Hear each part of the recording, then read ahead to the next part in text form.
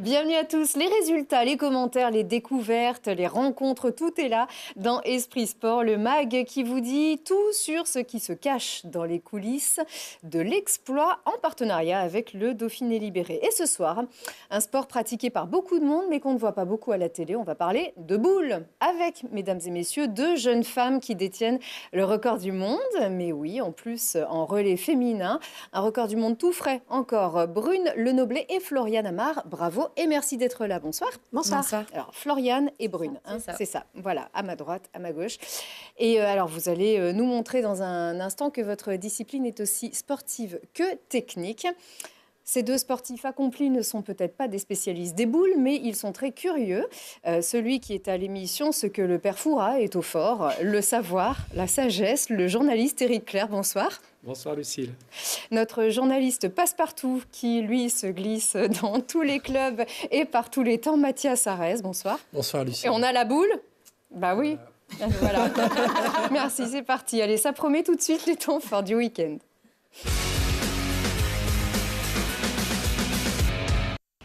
Les jeux sont faits, place au qualif. L'Open NJ et le trophée de la ville de Grenoble peuvent démarrer ce lundi sur les cours du Grenoble Tennis. Le trophée de l'élégance revient à Nicolas Tourte, âgé de 39 ans. Le Grenoblois remporte un dur combat contre l'autre Grenoblois, Simon Revegno. Nicolas offre sa wildcard à son adversaire pour laisser la place aux jeunes. C'est vrai que c'est une de mes spécialités, une de mes qualités. Moi, j'ai pas eu l'occasion d'en mettre un avec Grenoble, mais j'espère que ça va venir. Comme quoi, il suffit de le dire sur le plateau d'Esprit Foot. Romain Grange ne pouvait mieux concrétiser ses espérances. Sur ce joli coup franc tiré dans un angle très fermé, l'attaquant trompe le gardien de Châteauroux, son club formateur, et remet son équipe sur les bons rails. Finalement, le GF38 ne fera pas mieux qu'un match nul. De partout, le quatrième nul d'affilée des Grenoblois. Un nouveau titre pour Léa Palermo, la joueuse internationale de badminton, grenobloise licenciée à Lyon, décroche l'or des championnats de France en double féminin avec Delphine Delrue à Rouen. En double mixte, Léa remporte le bronze. Le petit point qui fait un bien fou au GSMH 38. Après deux défaites, les handballeurs grenoblois avaient gros à jouer contre la belle équipe de Limoges. Dans leur Al Pablo Neruda, ils ont tenu tête à leurs adversaires et se sont imposés dans les dernières secondes de la partie. 24-23, les Isérois sont 10e de Pro League. Enfin, le 15 du Coq a bel et bien battu le Pays de Galles. Il fallait regarder du côté des moins de 20 ans pour assister à une belle victoire. Le Grenoblois Kylian Gérassi et ses coéquipiers s'imposent 32-10. Ils prennent la tête du classement du tournoi des 6 nations. Et en plus, il s'est blessé sur ce match, Kylian Gérassi, une entorse. On espère que c'est pas trop grave pour le deuxième ligne de Grenoble. Une entorse de la cheville. Oui. Exactement. Donc il est déjà forfait pour le prochain match, samedi prochain en Angleterre. Exactement. Bon, en tout cas, on espère qu'il pourra finir le tournoi Destination, ce garçon qui, on le rappelle, est champion du monde des U20 et qui est grenoblois au FCG Rugby, qui donc n'a pas joué. Les garçons sont en vacances encore. En revanche, il y avait du foot américain pendant que 1,25 milliard d'ailes de poulet étaient dévorées devant le Super Bowl. Les Centaures ont réussi leur entrée. Les Grenoblois, qu'on va voir dans un petit instant, monter en fin de saison dernière. Ils se sont déplacés à Villeurbanne et ils ont remporté la partie 35-6. Ils sont montés en élite. L'élite qui est quand même d'un sacré niveau quand même en France. On est encore loin de la NFL. Oui, alors il y a un engouement en France qui est loin d'être celui des États-Unis. Mais le président Laurent Lambert, des Centaures de Grenoble, ne désespère pas de voir un petit peu les médias français s'y intéresser un petit peu plus avec des initiatives américaines qui vont se déplacer, des matchs qui vont être organisés sur le continent européen, voire en France. Donc ça pourra peut-être permettre de démocratiser un sport qui reste encore méconnu en France. Parce qu'à Grenoble, on commence à connaître quand même. Les Centaures, c'est un club emblématique de la région grenobloise. Oui, ils ne sont pas tant que ça dans la région. Il y a Thonon aussi, qui est les Panthères de Thonon, je crois. C'est ça, ouais. Qui sont en élite depuis quelques saisons, mais c'est vrai que c'est un sport qui a du mal à percer en Europe et en France. D'ailleurs, on pourra aller voir à la fin du mois, justement, les Centaures et puis les Black Panthers, c'est ça sera au début du mois de mars. Tous les matchs vont se dérouler à Lesdiguières. Comme on vient de le voir ici sur la fin de saison dernière. Voilà. On enchaîne tout de suite avec... alors, on a eu un 1,25 milliard d'ailes. Il est un peu plus petit, le chiffre de la semaine. Et c'est le chiffre d'Éric Clair chaque semaine. Oui, le chiffre 7, c'est une belle série qui s'achève pour les basketteuses voironnaises qui restaient sur 7 victoires dans leur championnat de National 1 féminine. Elles sont inclinées à Orthez ce week-end. Une contre-performance qui n'a pas trop de conséquences. Elle reste leader à un point d'avance sur Monaco et la Tronche-Mélan. Donc le derby prévu début mars n'aura qu'encore un très grand intérêt. On les voit ici sur ces images d'archives, donc contre justement la Tronche-Mélan. C'était donc du coup la région grenobloise perd sa suprématie, donc elles étaient première et deuxième. C'est en train de changer un petit peu en tête du classement. Elle reste première et deuxième. Il y a Monaco qui est revenu un petit peu dans la course, mais Voiron reste premier. Voilà. Le BCTM deuxième à égalité avec Monaco. D'accord. Faut tout m'expliquer plutôt deux fois qu'une. D'ailleurs, on enchaîne avec les brûleurs de loups.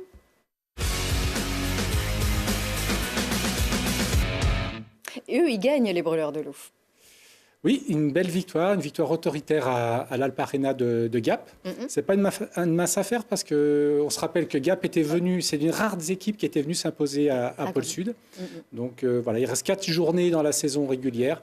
Donc une fois de plus, les Grenoblois ont montré qu'ils étaient présents et ils seront prêts, c'est sûr, pour les playoffs. Voilà, après Lyon, Gap. Donc on rappelle que Grenoble et Rouen sont encore très largement en tête de toute cette poule de Ligue Magnus, donc cette poule unique, ces phases régulières qui vont donc bientôt finir. Les playoffs approchent. Comment on négocie cette fin de saison régulière ? En ayant une telle suprématie, en étant certain donc de pouvoir. Oui, ça fait longtemps que les Grenoblois sont quasiment certains d'être qualifiés. Ils n'ont jamais quitté les 2 premières places. Donc là, c'est vraiment des matchs de préparation, on peut dire, pour les playoffs, qui seront vraiment le rendez-vous que tout le monde attend. Parce que là, c'est vrai que cette saison régulière à 44 matchs, elle est bien pour les joueurs, mais elle est un petit peu longue pour les spectateurs. C'est sûr, sauf quand il y a par exemple de l'animation. Alors ça, c'est Mathias Arès qui a bien retenu cette action du match en particulier. On voit que ça frite un tout petit peu là, côté, une petite explication et paf, c'est parti. Voilà, ça fait partie du hockey, Mathias. C'est notre Juju Bellac, donc Julien Bellac qui est pourtant si gentil et si doux. Ouais, qu'on avait reçu sur ce plateau. Ouais. Bon, des fois, ça dure un petit peu moins longtemps. Là, il y a même un casque qui est tombé. Ils ont fini au vestiaire. Il voulait ramener l'ordre, de toute façon, plus, Julien, pour le coup, parce qu'on sait qu'il ne cherche pas. Voilà, on voit... C'est spectaculaire. Jamais au bout, là. Ah non, on pose pas les gants. Surtout que les projectiles sont peut-être un petit peu plus lourds qu'un palais, pour le coup. Ça va faire plus mal. Oui, mais sait-on jamais, Effectivement, il y a quand même des compétitions plutôt tendues. Oui. Voilà, un petit peu plus tendues. Allez, tout de suite. Avant de découvrir justement les boules, la découverte de la semaine.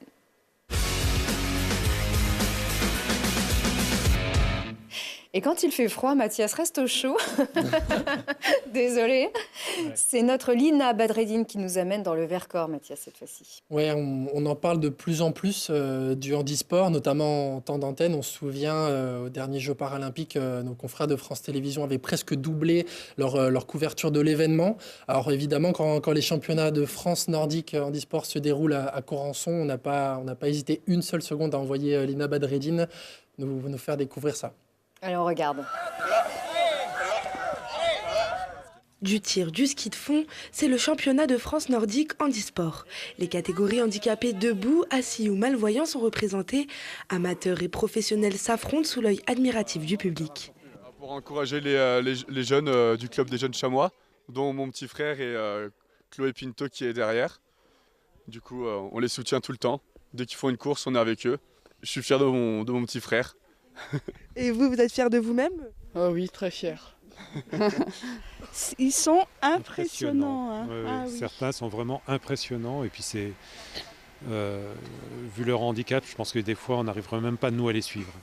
Avec son guide, Thomas Dubois a terminé 11e en biathlon, 12,5 km aux Jeux Olympiques de Pyeongchang. Eux deux font de ce sport à l'origine individuelle un sport d'équipe.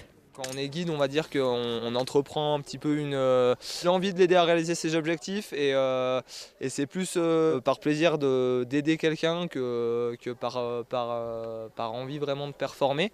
Après la performance elle se fait à deux et du coup c'est sûr que pour ça l'entraînement il passe de la même façon comme pour lui comme pour moi par des longues séances d'endurance, d'intensité et tout ça et voilà, de toute façon la plupart du temps on les fait ensemble. Mais en tant que guide, Bastien doit s'exercer un peu plus pour pouvoir rester devant Thomas lors des compétitions. L'athlète Benjamin Davier, lui, profite de ce championnat pour s'entraîner. Il ne perd pas de vue ses objectifs. C'était une semaine très intense aussi, pour nous, que ce soit sur les skis ou sur le tir. Et voilà, les championnats du monde, c'est dans 15 jours et ça fait plaisir aussi de voir qu'on est en forme sur les skis. Et on a eu des super bonnes conditions aussi, donc ça, forcément, ça aide. Et voilà, maintenant, on a un peu hâte d'en découdre aussi là-bas au Canada.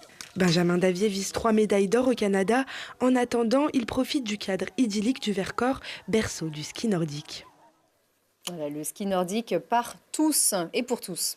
Ouais, et la France, c'est un pays qui performe aux Jeux paralympiques. Notamment, au dernier, on a terminé 4e avec 20 médailles. On pense notamment à des athlètes comme Marie Bochet, Arthur Bochet, Frédéric François. C'était une place de plus qu'à Sochi en 2014 et surtout 8 médailles de plus. Et c'est effectivement un beau succès populaire aussi à Corançon. Allez, on enchaîne tout de suite avec nos invités.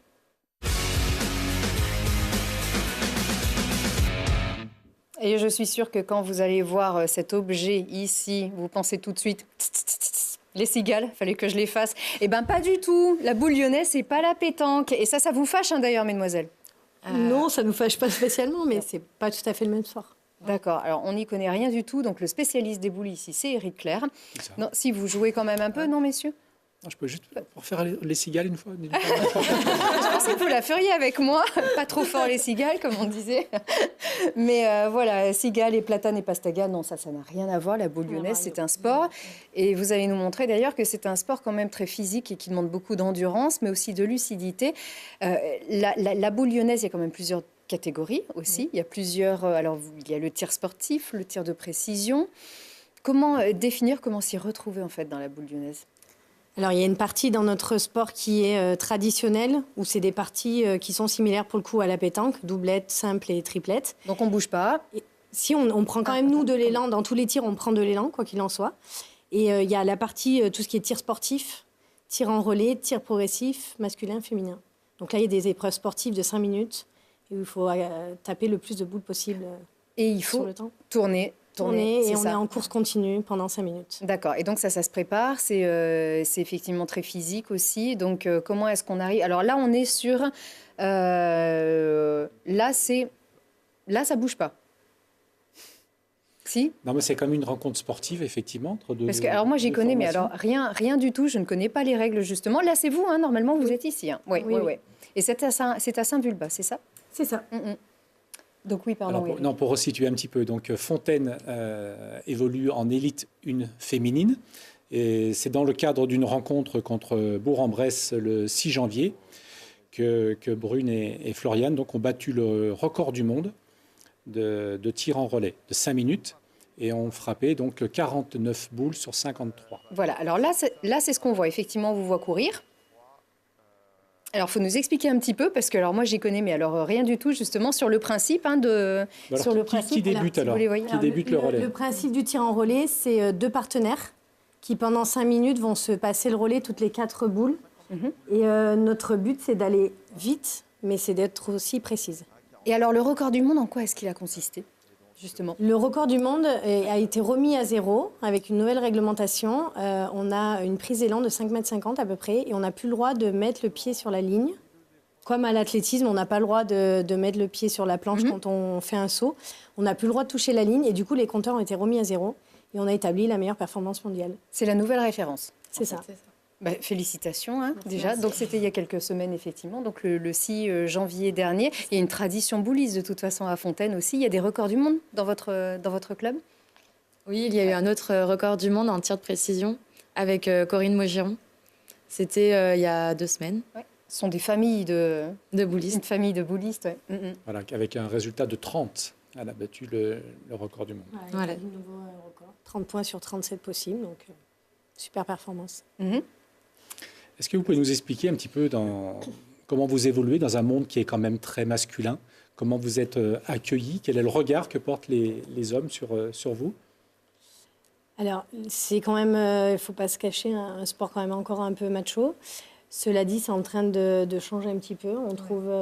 On est un peu plus pris au sérieux maintenant, surtout quand on fait des performances presque des fois meilleures que les garçons. Donc, on commence à être un peu plus respecté. Ouais. Puis même chez les jeunes, je trouve qu'il y a beaucoup plus de filles ou des équipes mixtes. Et les filles, n'hésitent pas à tirer, même à la place des garçons. Ça risque fréquemment. Et à quel moment vous vous êtes dit, je vais faire du haut niveau? En fait, vous aviez commencé comment? Alors moi, j'ai commencé, je devais avoir 7 ans. Et mes parents ne connaissaient pas du tout ce sport. C'est mon frère qui en a fait. Et moi, je me suis mise dedans et j'ai eu des titres. Et puis du coup, j'ai continué. Et c'était pas forcément un objectif d'être au haut niveau, mais on arrive dans des stages. Donc du coup, après, on continue. C'est souvent en famille. Je ne sais pas si c'était le cas pour vous. Voilà, moi, j'ai commencé parce que c'est mon oncle et ma tante qui étaient à l'école de boule à Nyons, dans la Drôme. J'ai commencé comme ça, j'avais 11 ans. Et puis voilà, j'ai pris le virus, la passion. Et après, c'est vrai que quand on commence à y arriver, on a envie de continuer, de performer et de travailler davantage. Et voilà. Parce que c'est très ludique en plus. Au début, on joue, on s'amuse. On joue, on s'amuse, on court. Donc tout ce qu'il faut pour qu'un jeune s'y retrouve en fait. Alors on parle beaucoup du record du monde, mais ce qu'il faut aussi préciser, c'est que Brune et Floriane sont championnes de France double, oui. F2. Et Floriane aussi a décroché une médaille de bronze au championnat du monde en Chine récemment. Même si elle a été déçue de sa performance, ça reste une grosse perte. C'est à ce moment-là qu'elle pleure en général. C'est ça, d'accord. On essaye, on tire un petit peu sur la corde quand même ici. Mathias? Alors comme dans tous les sports d'équipe, il y a une notion de complémentarité. Comment se forment les duos finalement? Est-ce que le meilleur partenaire, est-ce que le meilleur compétiteur, ça fait le meilleur partenaire, ou il y a vraiment une notion de complémentarité? Il y a une notion de complémentarité parce qu'on n'a pas toutes les mêmes spécialités quand même. Il y en a qui sont plutôt spécialisés dans le tir et d'autres dans le point. Et après, il y a la complicité qui est importante. Sur un tir en relais, il faut bien se connaître pour l'échauffement, pour quel est l'objectif, se donner des petites consignes avant de partir. Il faut quand même être très complice. Et alors, dans votre sport où on commence vraiment à s'approcher de la perfection, comment on passe un cap? Quand on voit vos statistiques, c'est presque du 100%, quoi. Près du 100%, on n'est pas toujours satisfaite. On est très perfectionnistes toutes les deux. Donc on se dit que là, on a fait 49 sur 53. On se dit la prochaine fois, il faudra tirer une boule de plus et en frapper une de plus, quoi. Justement, il y a eu 4 échecs. Oui. À qui on les doit, ces échecs? De chacune. De chacune. Donc, c'est partagé. Pas de jalousie. C'est parfait. Floriane, vous parlez de la complicité. Autant on l'imagine dans une compétition double traditionnelle, où là, il y a vraiment de l'échange. En revanche, dans un relais, on peut imaginer que même 2 personnes qui n'ont pas beaucoup d'affinité peuvent très bien s'en sortir aussi. Ça a l'air moins déterminant quand même. Alors, une fois que les 5 minutes de compétition partent, oui, sans doute. Par contre, tout ce qui est avant, échauffement, préparation, pour moi, c'est important. Ouais. Et ça veut dire quoi? Vous partagez aussi des choses en dehors? C'est quoi? Vous pouvez nous parler un petit peu de cette ambiance club aussi, qui, j'imagine, est très différente du traditionnel, comme on peut avoir? C'est une équipe de copines. Ouais, c'est une équipe de copines, on s'entend bien. Des trucs aussi à l'extérieur. Voilà. Et vos qualités, alors? Les qualités requises pour ce sport-là? Parce qu'on choisit aussi sa spécialité. Spécialité, nous pour l'instant on est dans les tirs sportifs parce qu'on aime dépense d'énergie, la performance. Le travail aussi. Beaucoup de travail, beaucoup d'entraînement. On a vu des images tout à l'heure de biathlon. Je pense que ça se rapproche un petit peu. C'est-à-dire qu'il faut à la fois aller vite, mais garder de la précision. Le conflit course-précision. Ouais. Avec la lucidité, avec parce qu'à la fois, il faut tirer le maximum de boules, mais aussi tout en conservant quand même la précision et l'efficacité. Il faut réussir. Il y a les adversaires en face qui font leur score. On est nous sur notre terrain. Il y a le temps. Il y a plein de paramètres à prendre en compte et il faut pas perdre la lucidité. Il y a aussi le physique. Et puis on est soufflé. Voilà, au bout de 5 minutes où on fait un effort de 20 secondes, c'est quand même... C'est dur, quoi. Parce que, il faut aussi préciser que l'équipe adverse concourt en même temps à quelques jeux à côté. Oui. Et est-ce que vous pouvez rester concentré sur vos performances? Vous avez quand même un œil sur la prestation, un petit peu Il y a toujours un œil parce que des fois, on a les coéquipières qui peuvent nous dire où est-ce qu'on en est, si on est plus 1, plus 2 ou moins 1 pour essayer de gérer après un peu la course. C'est important de savoir où on en est. Voilà. Enfin, nous, on aime bien savoir où on en est, en tout cas. Et les compétitions s'enchaînent en plus. Ça vous prend quand même pas mal de temps aussi. C'est évidemment pas professionnel. Encore que dans certains pays d'Asie, ça prend beaucoup de place aussi, le sport boule, que ce soit la pétanque, je le dis encore, ou la boule lyonnaise. Pour vous, c'est vrai que c'est quand même un investissement aussi.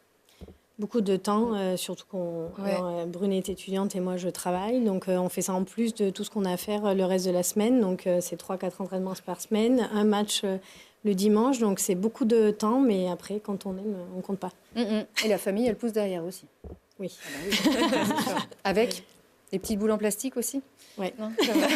Elle commence déjà. Ouais. Bon, en tout cas, c'est très sympa d'en avoir appris un petit peu plus sur ce sport. Merci, on ira bien sûr vous voir sur une compétition. Avec plaisir. Entraînement, voir les deux, bien évidemment. En tout cas, merci. Et puis, bonne chance pour cette saison, qui est quand même assez longue, finalement. Saison assez longue. On a eu une première partie de saison où on n'a pas fait beaucoup de matchs parce que, justement, il y avait le championnat du monde au milieu. Et là, on enchaîne pratiquement toutes les semaines ou tous les 15 jours les matchs jusqu'à, j'espère, le 17 mars. Et pour couronner un petit peu cette ambiance dont vous parlez au sein de Curie-Fontaine, il n'y aurait rien de mieux qu'un titre justement de championne de France des clubs sportifs. C'est un titre qui vous échappe quand même depuis plusieurs années. Oui. Face à cette éternelle bête noire que Saint-Vulbas. C'est ça. C'est l'année peut-être pour essayer d'aller les chercher. C'est l'année. C'est l'année. On se dit ça chaque année, c'est l'année. C'est dit sur ce plateau, on peut en attester. Enregistré.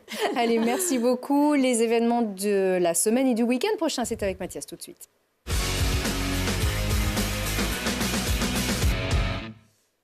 Et vendredi, dès 20h, le GF38 recevra le FC Lorient. Ce sera peut-être la première victoire en 2019. En tout cas, on l'espère pour les footballeurs grenoblois. Samedi, 2 matchs de basket. Le BCTM reçoit Annemasse à Charlet. Et puis le PVBC recevra Colomiers à Chautard. Les 2 matchs auront lieu à 20h. Le même jour, le water-polo à Pont-de-Claix en National 2, un match contre Colmar dès 20h30. Et puis toute la semaine, les 2 tournois de tennis pro, on en parlait la semaine dernière, ce sera l'Open NJ de l'Isère et le Trophée de la ville de Grenoble, tous les jours au Grenoble Tennis. Avec un super spectacle. Merci beaucoup Mathias, merci encore Eric. Merci. Et merci beaucoup et belle saison à vous, mesdames. Merci. Et voilà, la semaine prochaine.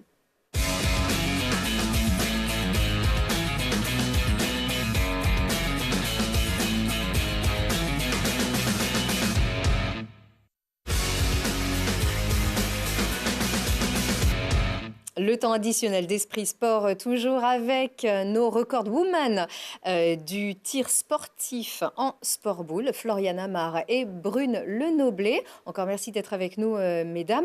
Alors, ces messieurs ont justement une question concernant le rêve d'olympisme. Ouais, ça ne vous aura pas échappé. Les Jeux de Paris 2024 auront lieu à Paris, justement. Et en 2024. On envisage de poster la candidature une candidature plutôt conjointe de tous les sports de boule. Et comment vous vivez ça? Est-ce que c'est un rêve d'olympisme? Alors, nous, on aime notre sport, donc forcément, on a envie qu'il soit aux Jeux Olympiques. Après, effectivement, c'est une candidature conjointe qui est portée par la Confédération mondiale des sports de boule, donc pétanque, boule lyonnaise et Rafa Volo. Bien sûr qu'on rêve d'être au JO. Après, on ne sait pas quelle épreuve sera retenue, donc moi, je serais peut-être trop vieille pour y aller. Vous êtes favorable à cette candidature commune? Parce que là, tout à l'heure, en tout cas au cours de cette émission Esprit Sport, on a parlé pétanque. Donc, moi, j'y suis favorable parce que l'union fait la force et qu'on a quand même plusieurs disciplines, mais que le principe reste le même. C'est comme dans le ski, il y a plusieurs épreuves. Le patinage, il y a la danse. Les sports de glace, il y a plusieurs sports dans la même, pour une même candidature. Et moi, je suis dans le même esprit, quoi. Même si le public aurait peut-être du mal à s'y retrouver, mais après tout, les Jeux sont là pour ça aussi. Hein. Oui, les Jeux sont là pour découvrir d'autres sports qu'on ne verrait pas forcément à la télé d'habitude. Et puis, c'est un sport, vous avez aussi une belle longévité. On peut jouer à tout âge. Oui, de 7 à 77 ans. Ouais. De 7, ouais, puisque vous avez commencé à 7 ans. Oui, on peut jouer longtemps et ça permet de rester en forme aussi. Il y a aussi une petite polémique qui est née aussi de cette candidature. Vous avez parlé des 3 disciplines, mais les boulistes soupçonnent un petit peu la pétanque de tirer la couverture à elle et de faire un peu cause...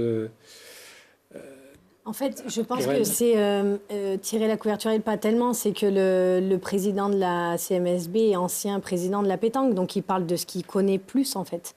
C'est pas tellement qu'il veut tirer la couverture à lui, je pense pas. C'est qu'il parle de ce qu'il connaît.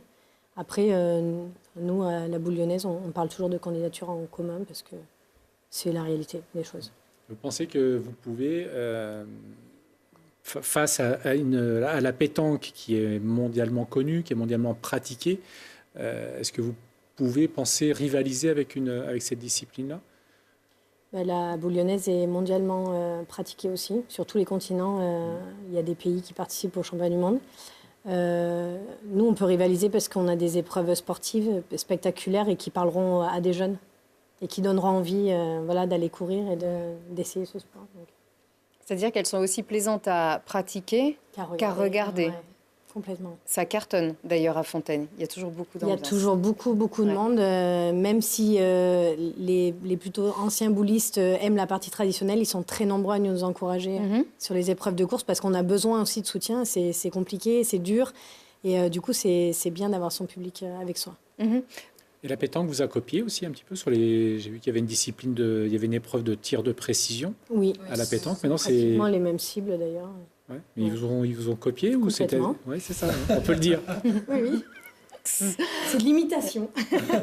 Alors, moi, vraiment, pour les téléspectateurs qui sont comme moi et qui, décidément, n'y connaissent vraiment rien, la différence entre la pétanque et la boule, déjà, les boules sont pas les mêmes. La boule lyonnaise est plus grosse.